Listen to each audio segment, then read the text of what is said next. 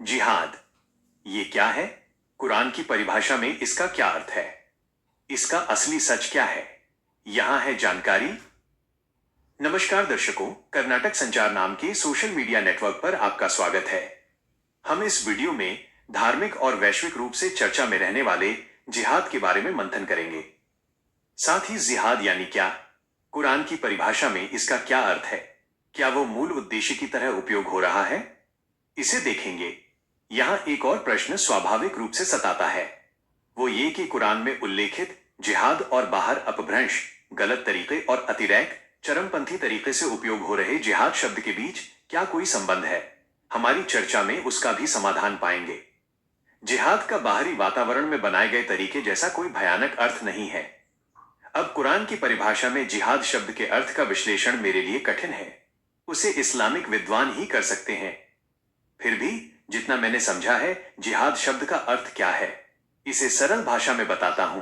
कुरान में उल्लेखित जिहाद शब्द के अर्थ की गहराई में उतरने से पहले सामान्य भाषा में उसे समझ लेते हैं।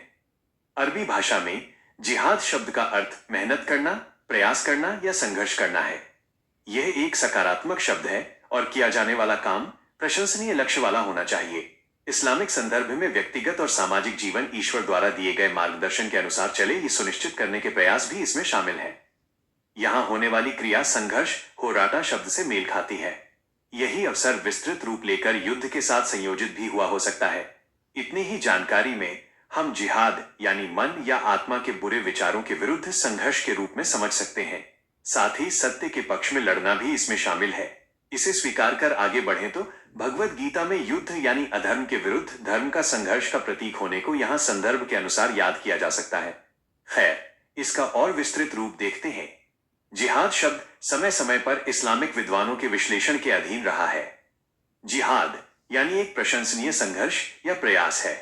इसका सटीक अर्थ संदर्भ पर निर्भर करता है, लेकिन कई विद्वानों में यह विरोध का स्वर है कि कुछ लोगों ने इसे पवित्र युद्ध के रूप में गलत अनुवाद किया है। जिहाद ज्यादातर धार्मिक और नैतिक क्षेत्र में उपयोग होता है। हमारी बुराइयों के खिलाफ हम खुद लड़कर उन्हें नियंत्रित करना और अच्छाई को बढ़ावा देना। इसके साथ ही गलत को रोकना और सत्य को बनाए रखने के लिए लड़ना भी शामिल है। कुरान में जिहाद शब्द के कई अर्थ हैं। ईसा पूर्व 610 से 622 की अवधि में जब पैगंबर मोहम्मद सअवा मक्का में रहकर कुरान प्रकट कर रहे थे, तब सब्र यानी सहनशीलता, धैर्य या दृढ़ता ने महत्व प्राप्त किया था। यह यानी जिहाद शब्द यहां आंतरिक आयाम पर जोर देता था। धैर्य और सहिष्णुता सिखाई, मौखिक रूप से और चर्चा के माध्यम से इस्लाम का सार लोगों तक पहुंचाने को कहा। ईसा पूर्व 622 से 632 की अवधि में जब पैगंबर मोहम्मद सअवा मदीना में कुरान प्रकट कर रहे थे, तब जिहाद शब्द ने थोड़ा नया आयाम लिया। उत्पीड़न करने वालों या आक्रमणकारियों के विरुद्ध आत्मरक्षा के लिए लड़ने की अनुमति दी। यह युद्ध नहीं है। ऊपर गिरने, हमला करने वालों को पीछे धकेलने के लिए आत्मरक्षा हेतु तलवार के उपयोग तक की अनुमति देता है। कुल मिलाकर पैगंबर मोहम्मद सअवा की बातें, उनके कार्यों का रिकॉर्ड, कुरान की आध्यात्मिक व्याख्या, आध्यात्मिक लेखन, हदीस और इस्लामिक साहित्य के अवलोकन से हम जिहाद को दो भागों में देख सकते हैं। पहला, सब्र, यह अंतरात्मा की शुद्धि का आध्यात्मिक संघर्ष है। दूसरा, किताल, यानी उत्पीड़न करने वाले या आक्रमण करने वालों के विरुद्ध आत्मरक्षा के लिए लड़ना। कुरान के अलावा अन्य साहित्य में गलत को रोकने, अच्छाई को बढ़ावा देने और ईश्वर द्वारा दिखाए गए मार्ग पर चलने के संकल्प के व्यापक दृष्टिकोण के साथ विद्वानों द्वारा कई बातें शामिल की गई हैं। इतना सब पढ़ने पर यहां राज्य की सुरक्षा और सैन्य रक्षा का प्रश्न उठता है। इस्लामिक न्यायविदों ने कुरान के सिद्धांतों और विचारधाराओं को ध्यान में रखते हुए इस बारे में भी चिंता की है। पालन किए जाने वाले नियम और तरीके बताए हैं। यहां ध्यान देने योग्य एक महत्वपूर्ण बात भी है। कुरान युद्ध को पहले शुरू करने और आक्रमण करने को स्पष्ट रूप से प्रतिबंधित करता है। वो केवल आक्रमणकारियों के विरुद्ध लड़ने की अनुमति देता है। इस्लामी न्यायविदों ने उस समय के राजनीतिक दबाव और राज्यों की सीमा विस्तार के लिए युद्धों की अनुमति दी, लेकिन नागरिकों पर हमला और संपत्ति के विनाश को प्रतिबंधित किया। आमतौर पर उस समय ऐसे युद्धों के लिए मुस्लिम जगत के धार्मिक और राजनीतिक अधिकार रखने वाले खलीफा ही अनुमति देते थे। आमतौर पर आंतरिक मामलों से संबंधित आध्यात्मिक और नैतिकता बनाए रखने को ही बड़ा जिहाद माना जाता है।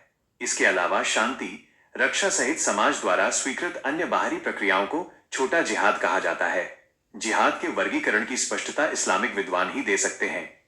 इतिहास के कई नियम विरुद्ध युद्धों ने समय के साथ जिहाद नाम को ठेस पहुंचाई। राजनीतिक महत्वाकांक्षा रखने वाले सैन्य साहसी लोगों ने इस्लामिक नियमों का उल्लंघन किया। इन्होंने इतिहास की कई आपदाओं को जन्म दिया। वास्तव में ऐसी घटनाएं न तो कुरान से संबंधित हैं और न ही इस्लाम धर्म से। वे केवल उन राजनीतिक महत्वाकांक्षी और सैन्य साहसी लोगों के कृत्य हैं। कुरान और इस्लाम के मूल उद्देश्यों के विरुद्ध ऐसा कृत्य सबसे पहले उमैयद खलीफा यजीद के समय में हुआ। करबला युद्ध का कारण बना ये व्यक्ति इस्लामिक इतिहास में एक बड़ी त्रासदी कर बैठा। अहंकार और सत्ता के मद में पैगंबर मोहम्मद सल्लल्लाहु के अपने सगे पोते इमाम हुसैन और उनके परिवार के सदस्यों की ही हत्या कर दी। ये एक कभी न भूला जाने वाला काला अध्याय है। ये इतिहास है, लेकिन मानव के आत्म उत्थान और आत्मरक्षा के हित में कुरान की परिभाषा वाले जिहाद का उद्देश्य सही है, ऐसा तर्क मुस्लिम समुदाय में है। लेकिन उसे समझने और पालन करने में अगर चूक हुई है तो वो उनकी व्यक्तिगत गलती है। वे कहते हैं कि यह पूरे धर्म से संबंधित नहीं है। इस्लाम एक जीवन मार्ग है, एक अच्छी तरह से बनी नेशनल हाईवे की तरह। जो भी इसमें यात्रा करेंगे वे सभी हाईवे के यात्री हैं। लेकिन वाहन को कौन कैसे चलाता है, सड़क कैसे पार करता है, ये उन पर निर्भर है। यदि कई लोग नियमों का उल्लंघन कर दुर्घटनाएं करते हैं तो इसमें हाईवे की क्या भूमिका है? नमस्कार।